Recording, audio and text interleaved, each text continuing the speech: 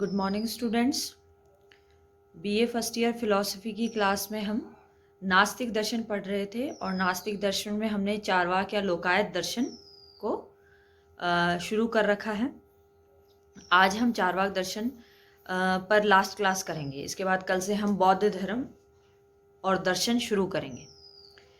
चारवाक में हमने कल देखा था कि चारवाक को अगर हम पिछली क्लास का वापस रिमाइंड करने की कोशिश करें तो हम ये देखेंगे कि चारवाक एक ही प्रमाण को स्वीकार करता है, वो है प्रत्यक्ष प्रमाण। इसके अलावा हमने ये देखा कि चारवाक अनुमान को नहीं मानता, शब्द प्रमाण को नहीं मानता। चारवाक की जैसी ज्ञान मीमांसा है, ज्ञान मीमांसा जिसमें हम ज्ञान के बारे में अध्ययन करते हैं, ज्ञान के साधन के बारे में अध्ययन करते हैं, वैसे उसकी तत्व मीमांसा होगी। तो तत्व मीमांसा में हमने ये बात करी थी, जो बहुत मूल पदार्थ होते हैं, जो बहुत बेसिक एलिमेंट होते हैं, उसके बारे में अध्ययन करते हैं। तो कल हमने जगत के बारे में पढ़ा था। आज हम ये देखेंगे कि चारवाक का आत्म के बारे में, स्व के बारे में क्या विचार है और ईश्वर के बारे में उसके क्या विचार है। देखिए, भारतीय दर्शन में सामान्यतः ये माना जाता है कि जो चेतना है वो आत्मा का गुण है।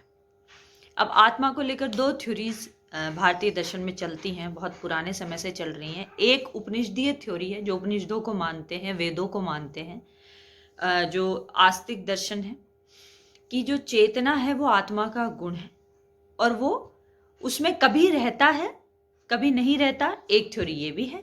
एक थ्योरी ये कहती है कि आत्मा मतलब ही चेतना है, कि जब हम आत्मा की बात करेंगे तो हम किसकी बात करेंगे? हम चेतना की बात करेंगे, ठीक है।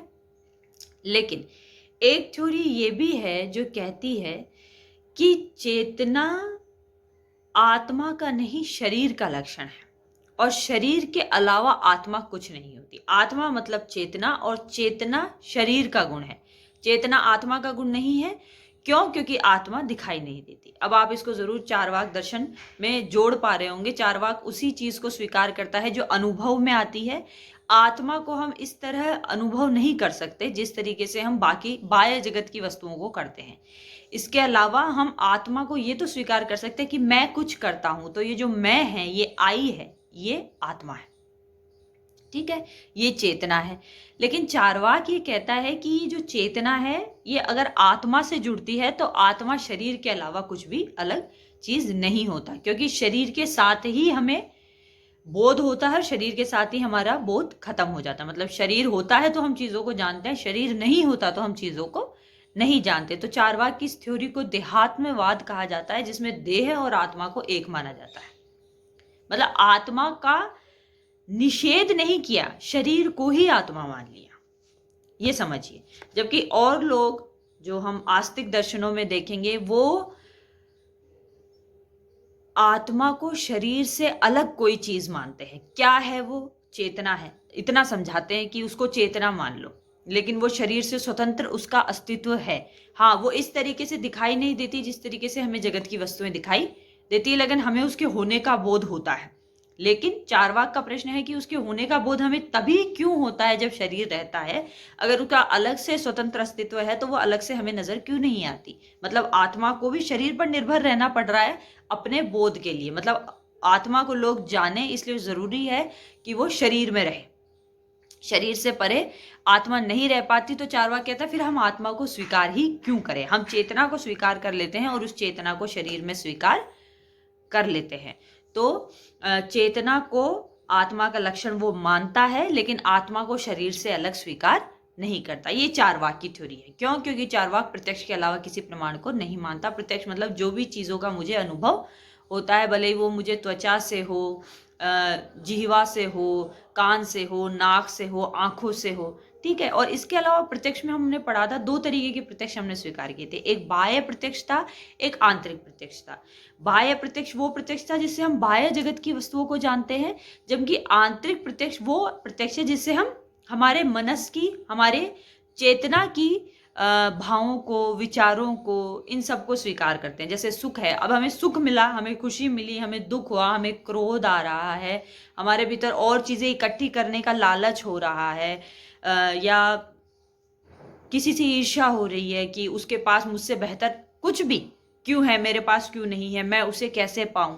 तो ईर्ष्या का भाव, तो ये सारे जो हैं ये आंतरिक प्रत्यक्ष हैं। हमें अंदर से पता चलता है कि हम गुस्से में हैं कि हमें खुशी मिल रही है। कोई और आके आपको नहीं बताएगा कि आप गुस्सा कर रहे हैं, आपको खुद पता चल जाता है कि हम गुस्से में, या हमें तकलीफ हो रही है। मान लीजिए सर दर्द कर रहा है तो हमें पता होता है कि मुझे सर दर्द है, और उस मेरे सर दर्द को सबसे ज्यादा मैं ही समझ सकती हूँ, कोई और व्यक्ति नहीं समझ सकता, क्योंकि उसे वो सर दर्द नहीं हो रहा। उसके लिए मैं एक दूसरी चीज हूं या दूसरा व्यक्ति हूं जिसे कोई तकलीफ हो रही है। तो ये जो हमारे आंतरिक प्रत्यक्ष होते हैं, जिनके माध्यम से हम हमारी आंतरिक चीजों को जानते हैं, तो ये हमारे यहाँ पर क्लियर हो गया। अब एक और चीज जो यहाँ पर मैं क्लियर करना चाह रही हूँ, हमने जब इसके आत्मा संबंधी विचारों को देख लिया तो हमें कुछ बहुत अलग से समझना नहीं पड़ा, क्योंकि प्रत्यक्ष के हिसाब से आत्मा को समझ लिया। तो अब इसी हिसाब से आप अनुमान लगा लीजिए कि चारवाक के ईश्वर संबंधी विचार क्या होंगे। चारवाक नास्तिक दर्शन है, वो ईश्वर को नहीं स्वीकार करता, वो वेदों को भी नहीं स्वीकार करता। क्यों? क्योंकि वो ये कहता है कि मेरे अनुभव में जो चीजें नहीं है मैं उन चीजों को स्वीकार नहीं करूंगा। तो जाहिर सी बात है कि वो ईश्वर को भी स्वीकार नहीं करेगा। वो ये नहीं मानता कि ईश्वर जैसी कोई सत्ता होती है जिसने इस दुनिया को बनाया है, या ईश्वर जैसी कोई सत्ता होती है जो मानवों को कंट्रोल करती है, मतलब इंसानों को कंट्रोल करती है, या उनके कर्मों को कंट्रोल करती है। ईश्वर को मानने के लिए आस्तिक दर्शन बहुत सारे तर्क देते हैं कि इस जगत को किसने बनाया, ईश्वर ने बनाया होगा। हमारा जन्म क्यों हुआ, क्योंकि कोई उद्देश्य है। तो ये प्रयोजनवाद का तर्क भी कहलाता है। कुछ लोग कहते हैं कि हम जो कर्म करते हैं, इतने सारे कर्म करते हैं, अच्छे करते हैं, बुरे करते हैं, इनके फल कौन देता है। तो कुछ लोग ये कहकर भी ईश्वर को स्वीकार करते हैं कि कर्मों का फल देने के लिए ईश्वर की जरूरत होती है। मतलब ईश्वर को क्यों माने, अगर ये सवाल हो सामने तो आस्तिक दर्शन ये जवाब देने की कोशिश करते हैं, जो जवाब मैंने आपको बता दिए। चारवाक इनमें से हर एक जवाब को नकार देता है, उसका खंडन कर देता है। जैसे वो कहता है कि ईश्वर तो यंत्रवाद का परिणाम है, कि चार जो भौतिक पदार्थ है उनका स्वभाव है कि वो आपस में मिलेंगे और दुनिया बनेगी। साइंस भी इस थ्योरी को मानता है। तो चारवाक के जो विचार हैं, भौतिकवाद के जो विचार हैं या जड़वादी जो विचार हैं, वो आज की विज्ञान ने काफी हद तक प्रूव कर दिए। मतलब चारवाक के विचारों को विज्ञान ने काफी हद तक प्रूव कर दिया है, सिद्ध कर दिया है। इसी तरीके से अब बात आती है कि कर्मों के फल कौन देता है। तो कर्मों के फल देने के लिए कुछ लोगों ने ईश्वर को स्वीकार किया, चारवाक इसका भी खंडन कर देता है। चारवाक कहता है कि हमें अपने कर्मों के फल खुद भोगने पड़ते हैं, ये कोई और नहीं देता। अपने कर्मों के फल तो भोगता है इंसान, दूसरों के कर्मों के फल भी भोगता है। जैसे नीति शास्त्र, भारतीय नीति शास्त्र आप पढ़ेंगे तो दो मान्यताएं इसमें प्रचलित है। एक, कि आपने जो कर्म किया है उसका फल आपको मिलके रहेगा। दूसरा, जो कर्म आपने नहीं किया उसका फल आपको नहीं मिलेगा।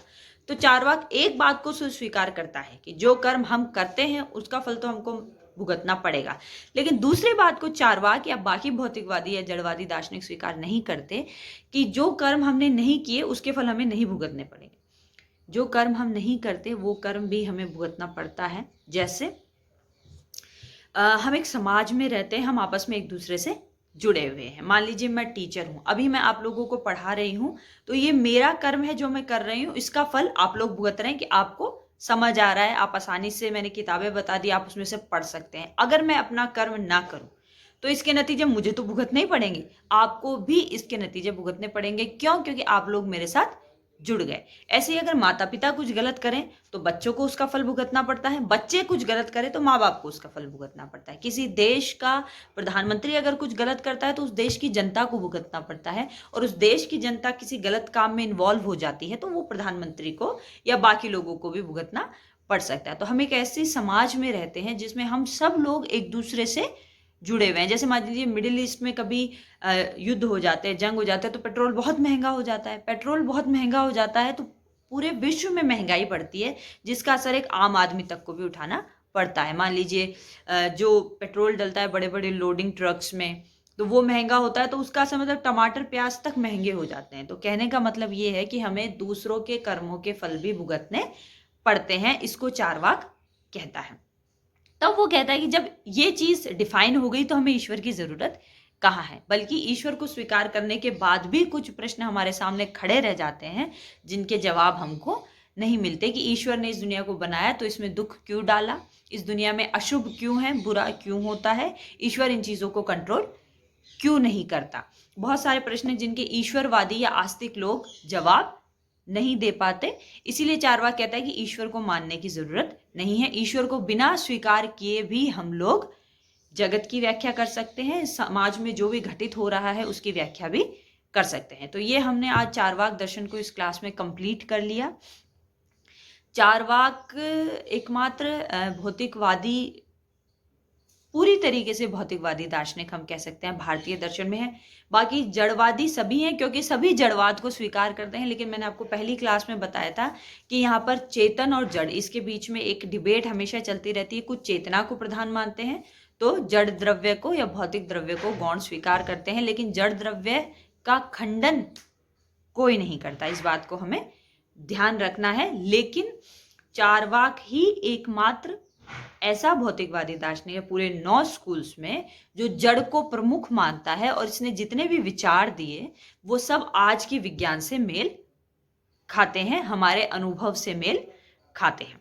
तो इसी के साथ हमारा चार्वाक दर्शन आज कंप्लीट होता है। कल हम बौद्ध दर्शन को शुरू करेंगे। आप सब लोगों ने महात्मा बुद्ध के बारे में सुना होगा। अगर आप लोग थोड़ा पढ़ेंगे महात्मा बुद्ध के बारे में तो कल की क्लास में मैं इसको डिस्क्राइब करूंगी तो और आप अच्छे से समझ पाएंगे। थैंक्स।